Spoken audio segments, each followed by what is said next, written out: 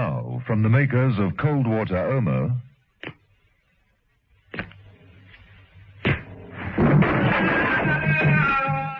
Through here, Mrs. Peel, this way. Wait, light. Over there, Steed. Mrs. Peel and John Steed, snooping around Jeffcott Products, burst into Jeffcott's office. Steed following Mrs. Peel's pointing finger.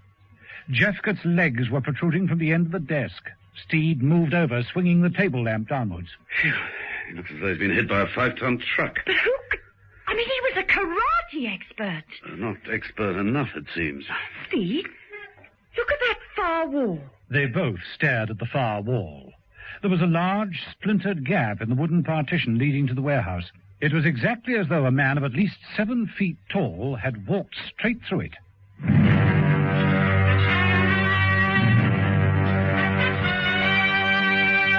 The Avengers.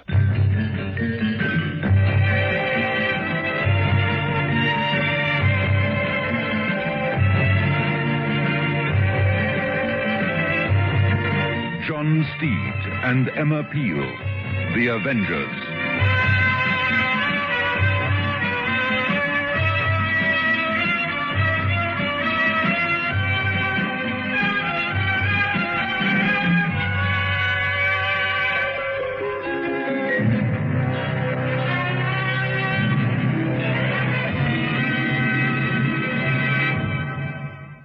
Once an Omo user, always an Omo user.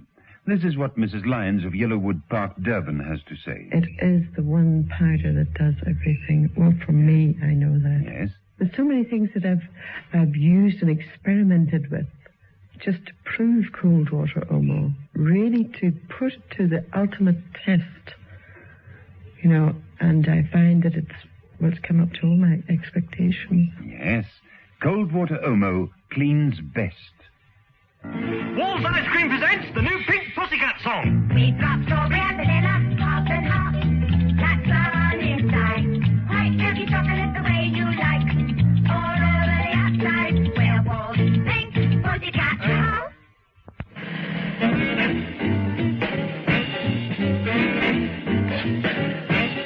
Episode 5 of this story, in which Emma Peel is placed in danger and John Steed discovers the horrible truth about a deadly gift. John Steed and Emma Peel were investigating the deaths of various businessmen who were competing to obtain a concession from the Harachi Corporation. 4 men, all key representatives, had been brutally killed by an unknown assailant. And now Jeffcott of Jeffcott Products had also met a nasty end. His neck appeared to have been broken by one blow.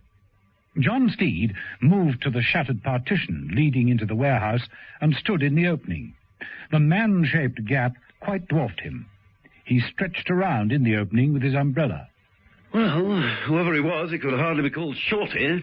Emma Peel joined him in the opening. Yes, in through here. And exit for Mr. Jeffcott. And that leaves a clear field for Dr. Armstrong's concern. It must be his doing. Yes, but if it's, as you say, the worthy doctor's confined to a wheelchair, I presume the wheelchair's hardly this big. Hardly. But he could have hired someone. Mm-hmm, perhaps, but who? This size? And a karate expert? You know, it's strange, but all the staff at the Sensai Gymnasium are on the small side, all except Jeffcott himself, of course. I saw Jeffcott give an exhibition of karate chopping, which was quite unbelievably good. Who on earth could walk through this wall and tackle a man like that? Who? Or what? Pardon? Listen. False alarm. The sound of the electronic toys being set in motion. Mrs. Peel, look, there on the floor. A toy mechanical robot, walking slowly towards us. Through this opening. Now, if that were 7 feet high instead of 7 inches... Indeed, you can't mean... Dr. Armstrong runs United Automation practically single-handed. He has very few human beings on his staff because it's all computerized. He's kinky about mechanical aids and creating machines that do the job of men. Now, it could be that he has a killer machine. Nasty thought, isn't it, Mrs. Peel?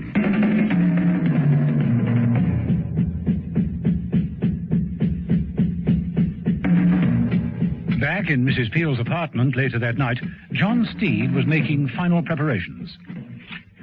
What's that, Steve? Just trimming round this punch card. You think it'll work? I had a feeling I'd be paying Armstrong a second visit, so I got Gilbert to produce what you might call a skeleton key. This is it. Now, here we have 2 punch cards, identical in the shape of the original, complete with perforations. How's that? Very pretty. Now, you hold on to this one. Oh, no. I'm not staying here. I want to get in on the act. It's important that you stay in contact with Sama. I'm the only one who can block Armstrong's moves. Try the Harachi Corporation. Oh, here, I'll give you the number. Steed sat down at the desk, and taking the distinctively styled fountain pen from his pocket, he wrote on a pad. Oh, that's a nice pen. What an odd shape. It's like a submarine. Huh? Oh, there's. Yes, a wee gift from Dr. Armstrong. It only needs filling every 10 years. Solid ink or something. Steed left the pen lying on the pad for Mrs. Peel. It's late, Steve. What if Tasama's left the office? Then try the big hotels. He's an important man. He must be on a hefty expense account. Being Japanese should make him easier to trace. What story do I use? Well, say you're my secretary from Industrial Developments, and we'll make an offer first thing tomorrow. That'll stall Armstrong for the night. Armstrong must want that concession pretty badly if what you think is right. Yes, but somehow I don't think it's just for profit. Now, will you stay and follow through like a good girl? All right. But you'd better be back here by 11:30. And if I'm not? I shall use my punch card. That's what.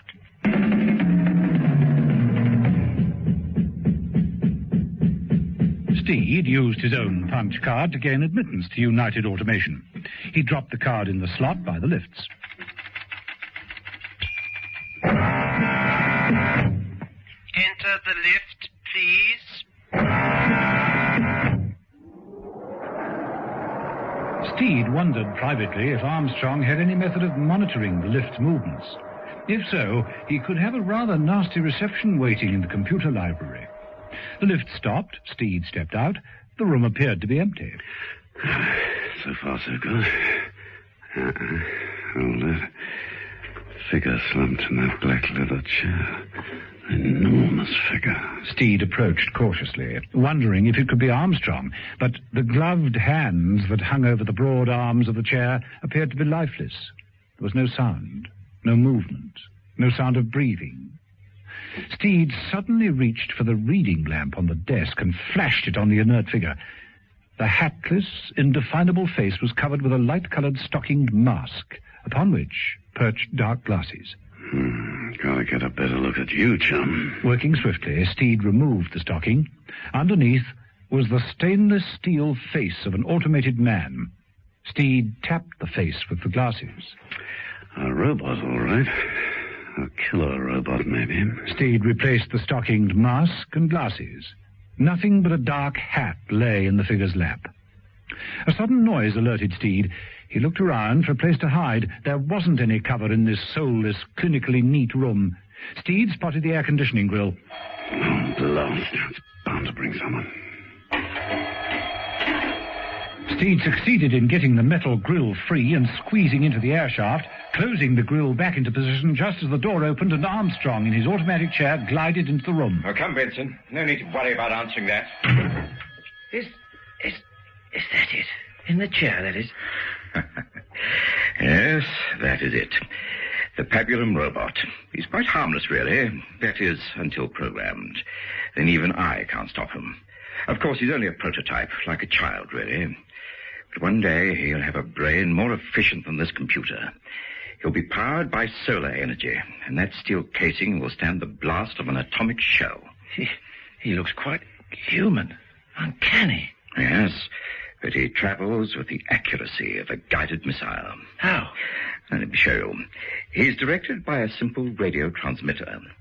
Now, Steed's frequency is 0.113. Watch. Steed, in the air-conditioning shaft, was all ears and peered out anxiously. Armstrong made an adjustment to the panel on the computer. A radar screen lit up. A small flashing light commenced to bleep upon it. There it is. That's Steed's transmitter. The fountain pen I gave him nestling comfortably in his breast pocket. Steed, listening at the grill, automatically felt in his pocket. Mrs. Peel. I left the wretched thing back at the flat with Mrs. Peel. Now, all we have to do is set the Pabulum robot switch to the same frequency. A counter bleep could be just heard coming from the robot. It got to its feet and headed with a shuffled tread for the lift doors.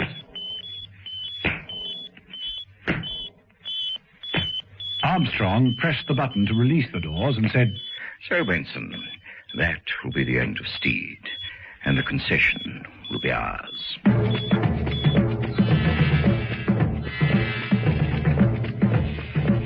In the air conditioning shaft, John Steed knew he'd got to move quickly.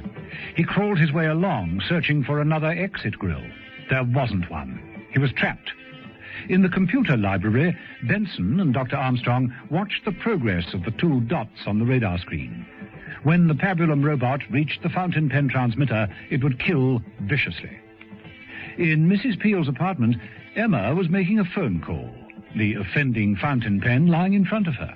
Thank you, Mr. Tassamo. I'll get Mr. Steed to phone you tomorrow morning without fail. I'm sure we can do business. Yes? Yes, I've got that. 11:30. Goodbye. Mrs. Peel replaced the telephone, picked up the pen, and made a note of the time of appointment. Then she took up the evening paper, made herself comfortable, and began using the pen to complete a crossword.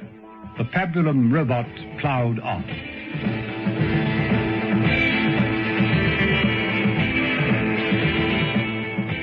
Sometime later, John Steed, wandering about the tunnels of the air conditioning unit, found himself in what appeared to be a small maintenance room. It had a door, but no handle from the inside. Like being trapped in a meat safe. Oh, what's that? It was a thermostat control. The fans were set to 65 degrees. Steed smiled and turned it all up to maximum. The temperature rose quickly. Later, in the computer library, Armstrong looked up from the radar scanner. It's getting darn warm in here. Nerves unable to stand the pace, Benson. Oh, it isn't that. Look at the thermometer on the wall. It's over 70. It's nearly 75 now, and it's going up. What? Must be a faulty thermostat. I'll call maintenance. Steed, back in the maintenance room, wiped the sweat from his brow and took up a position by the closed door. A short while later, the door opened. Steed reached for a heavy spanner and was about to bring it down on the head of the man who entered when he stopped. It wasn't a man. It was a white-coated robot. Slowly, and with difficulty, Steed edged past the robot and made a quick exit down the corridor. Get going, Steed.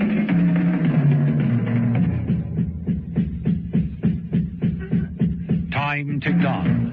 Mrs. Peel finished the crossword and looked at the clock. It was nearly 11:30. She rose, put on a warm jacket, and unconsciously slipped the fountain pen into one of the pockets. She headed for the door, down the steps, and towards her car, making sure that she had the punch card in her handbag. The robot, which was about to climb the outer stairs, turned and lumbered down them again. Near thing, that, Mrs. Peel.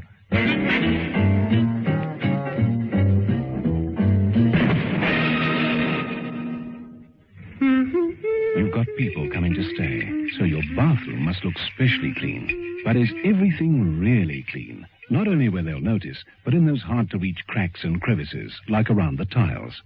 That's the sort of dirt that's hardest to shift if you don't have Vim 99. Only Vim has deep cleaning bleach to get right down into cracks and deep-set stains, leaving everything really clean and germ-free. For total cleaners you can trust, use Vim. Vim 99, the strong one. No dirt can stand up to the cleaning power of cold water Omo. Mrs. Whelan had to wash greasy overalls. And I thought, oh, well, I won't worry. I'll stick it into cold water Omo, and sure enough, every bit of grease is out. Once an Omo user, always an Omo user.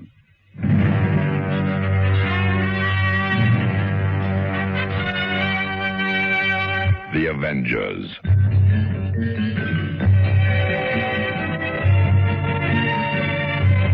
Listen every evening, Monday to Friday, to John Steed and Emma Peel, The Avengers, brought to you by the makers of Cold Water Omo.